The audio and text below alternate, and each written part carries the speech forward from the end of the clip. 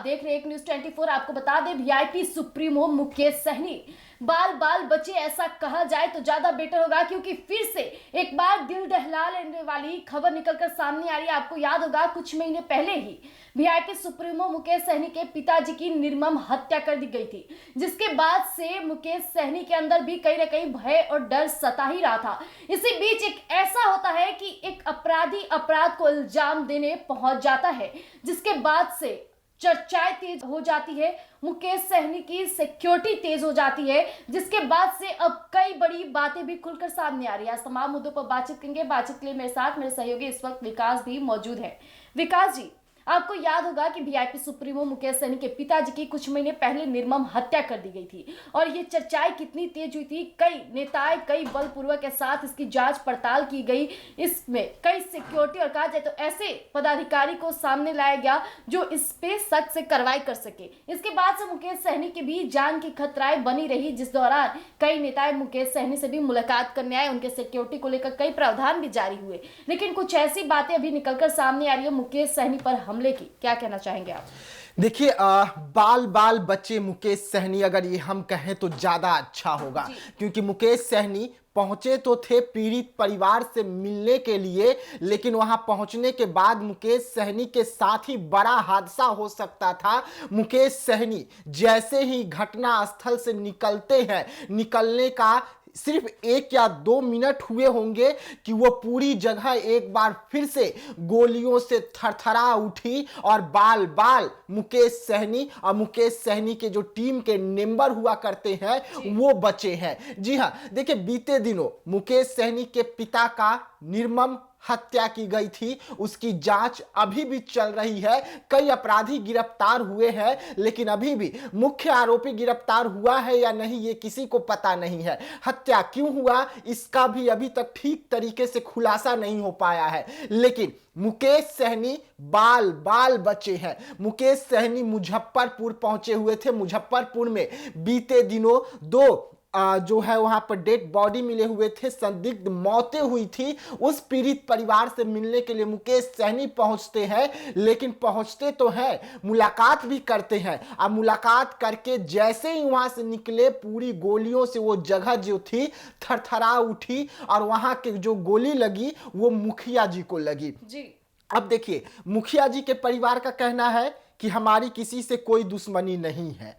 तो क्या यह माना जाए कि मुखिया जी की जब किसी से कोई दुश्मनी नहीं है, तो जो अपराधी बाइक सवार होकर आए, 2 अपराधी जिन्होंने पूरी गांव को बंदूक के नोक पर थरथराहट से गूंज उठी थी, तो क्या वो मुकेश सहनी पर हमला था? मुकेश सहनी के काफिले पर हमला था, जिसके जद में मुखिया जी आ गए और मुखिया जी को 1-2 नहीं बल्कि 3 से 5 गोली लगे हैं मुखिया जी को। अब मुखिया जी की स्थिति इस वक्त नाजुक बनी हुई है, उनका इलाज चल रहा है। लेकिन मुखिया जी के परिवार का लगातार कहना है कि हमारी तो किसी से कोई दुश्मनी ही नहीं है, तो इन पर क्यों हमला हो गया ये पता नहीं। जी विकास जी, इससे साफ जाहिर होता है कि जिस तरह से कहा जाए तो मुकेश सहनी वहां मौजूदा पीड़ित परिवार से मिलने जाते हैं और मिलने के चंद जैसे ही वो बाहर आते वहां पे गोली चलना कोई आम बात नहीं है।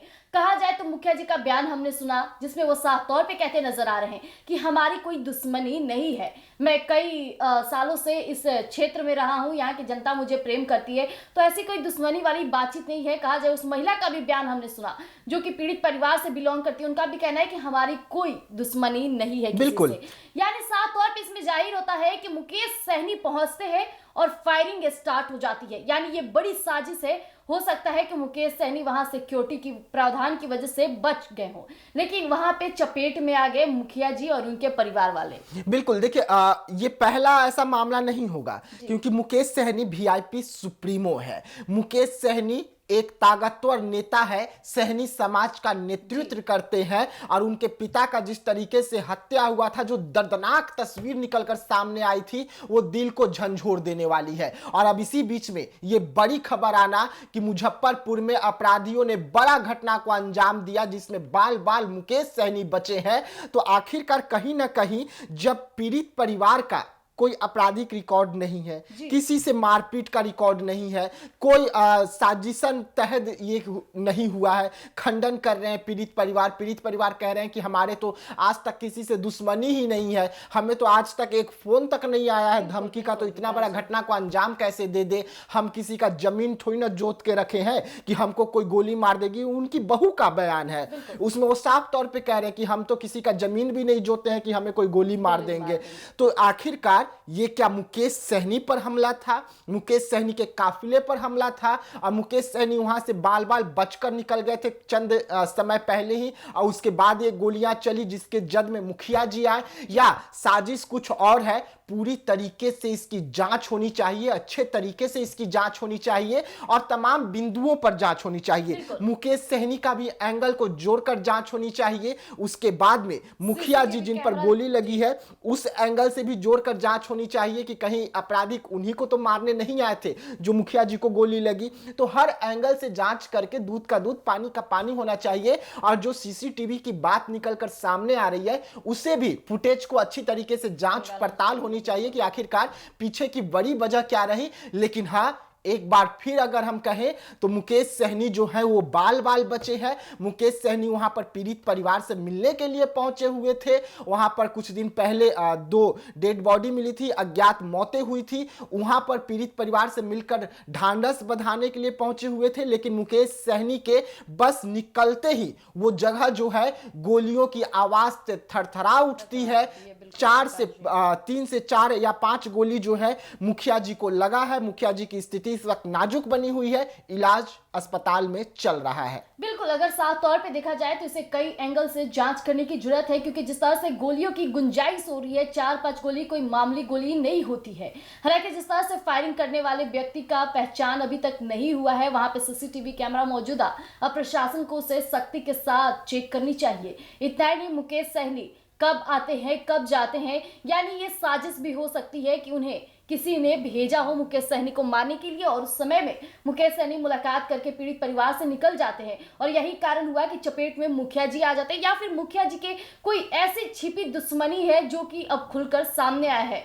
ऐसे कई तमाम मुद्दों पर अब प्रशासन को सख्ती के साथ इस पर जांच करनी चाहिए, क्योंकि आए दिन बिहार में बढ़ते अपराध और अपराधी इल्जाम देने के लिए आप देख सकते हैं किस दहशत के साथ वो अभी बिहार में जिस तरह से जाकर के कहा, जब मुजफ्फरपुर जिले में जाकर वहां फायरिंग की है, इससे साफ जाहिर होता है कि अभी भी बिहार में अपराध पनप रहा है। और कहा जाए तो ना ही इसमें नेताएं सेफ है, ना ही आम जनता सेफ है। अब देखने वाली बात हो जाएगी कि प्रशासन इसे कितनी सख्ती के साथ कार्रवाई करती है। जांच पड़ताल में क्या कुछ सामने आता है, क्या वाकई वो अपराधी मुकेश सहनी को मारने आए थे, या फिर कहा जाए तो मुखिया जी के वो आपसी दुश्मन ही है। देखने वाली बात हो जाएगी। तब तक के लिए आप यूं ही बने रहिएगा एक न्यूज़ 24 पर। धन्यवाद।